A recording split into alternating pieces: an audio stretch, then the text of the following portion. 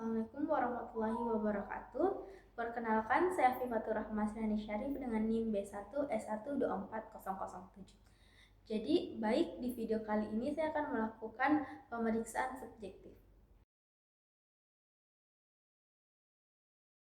Sebelum melakukan refraksi subjektif, pastikan pasien duduk pada jarak 6 meter dari Snellen chart. Pasang trial frame pada pasien. Lalu sesuaikan jarak antara pupil untuk memastikan berada di tengah dengan benar. Pemeriksaan dimulai dengan menguji BCVA pasien pada kedua mata, secara terpisah, tanpa koreksi. Selalu terlebih dahulu memeriksa mata kanan. Pasang occluder pada mata yang tidak diuji atau mata kiri. Pasang pinhole pada mata kanan pasien. Jika pasien dapat membaca lebih banyak baris pada Snellen chart atau penglihatannya membaik dengan menggunakan pinhole, ini menunjukkan adanya kelainan refraksi. Pemeriksaan refraksi objektif menetapkan starting point dilihat dari refraksi objektif yang didapatkan dari autorefraktometer atau retinoskopi atau ukuran kacamata pasien jika sebelumnya memakai kacamata. Pertama, letakkan hasil refraksi objektif pada trial frame dan tutup mata kiri pasien. Minta pasien untuk fokus pada salah satu huruf di baris terendah pada Snellen chart yang dapat mereka lihat dengan nyaman. Tanyakan kepada pasien apakah huruf tersebut lebih jelas dengan meletakkan lensa Sperris plus 0,25 di depan mata mereka atau tanpa lensa plus 0,25. Jika pasien mengatakan bahwa huruf tersebut lebih baik atau sama saja, tambahkan lensa plus dan ulangi. Jika pasien mengatakan bahwa huruf tersebut lebih buruk dengan lensa plus, jangan berikan lensa plus. Sebagai gantinya, berikan mereka lensa minus 0,25. Lalu tanyakan kepada pasien apakah huruf tersebut lebih baik atau hanya lebih kecil dan lebih gelap. Lensa minus ini hanya ditawarkan sebentar untuk menghindari akomodasi. Jika pasien mengatakan bahwa hurufnya lebih baik, tambahkan lensa minus 0,25 ke trial frame dan ulangi.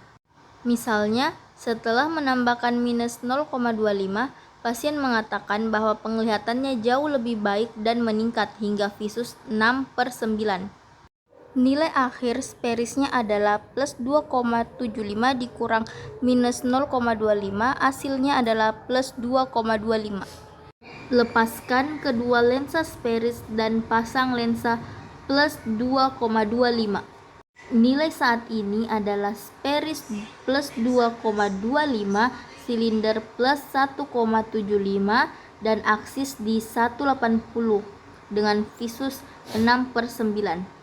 Untuk menentukan aksis silinder, kita menggunakan Jackson Cross Cylinder atau GCC.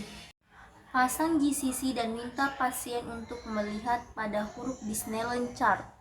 Tanyakan kepada pasien apakah huruf tersebut lebih jelas dengan lensa posisi pertama atau dengan lensa di posisi kedua.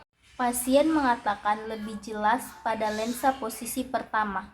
Putar aksis ke 90 derajat mengikuti arah sisi hitam GCC.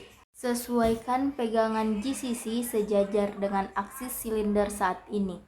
Sekarang tanyakan lagi kepada pasien apakah huruf terlihat lebih jelas dengan posisi pertama atau posisi kedua. Pasien mengatakan lebih jelas pada posisi kedua. Putar aksis ke 45 derajat mengikuti arah sisi hitam GCC. Sesuaikan pegangan GCC sejajar dengan aksis silinder saat ini. Sekarang tanyakan lagi kepada pasien apakah huruf terlihat lebih jelas dengan posisi pertama atau posisi kedua.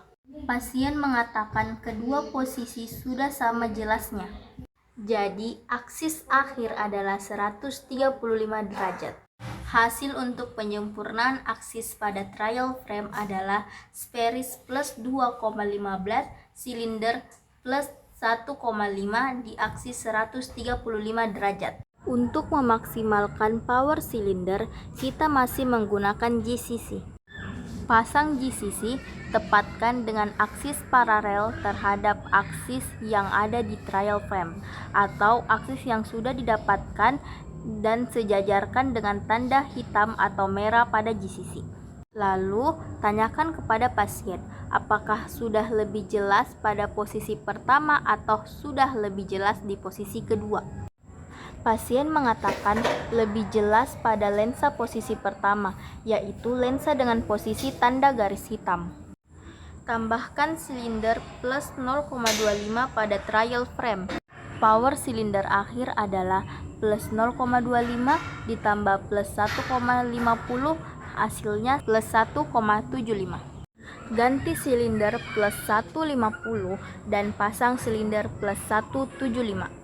Nilai akhir saat ini adalah Sperris plus 2,25, silinder plus 1,75 dan aksis 135 derajat dengan visus 6/6.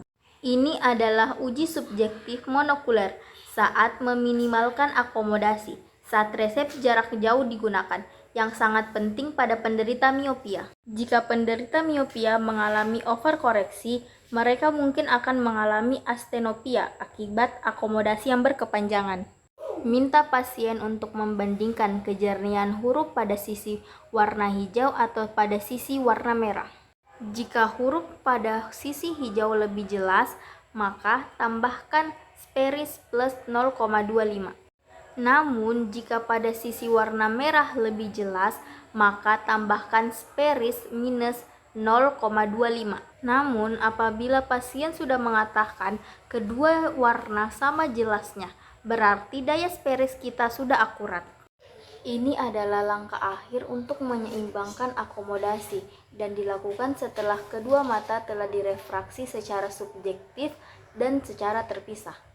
Ini berguna pada penderita miopia muda untuk memastikan resep kacamata tidak terlalu minus. Minta pasien untuk fokus pada huruf di baris terendah yang dapat mereka lihat. Letakkan lensa Sperris plus 1 di mata kiri dan lensa Sperris plus 0,25 di mata kanan. Tanyakan pada pasien apakah lebih baik atau lebih buruk atau sama saja. Jika huruf lebih baik atau sama saja, tambahkan lensa Sperris plus 0,25 ke mata kanan dan ulangi. Jangan berikan lensa plus jika huruf terlalu buruk.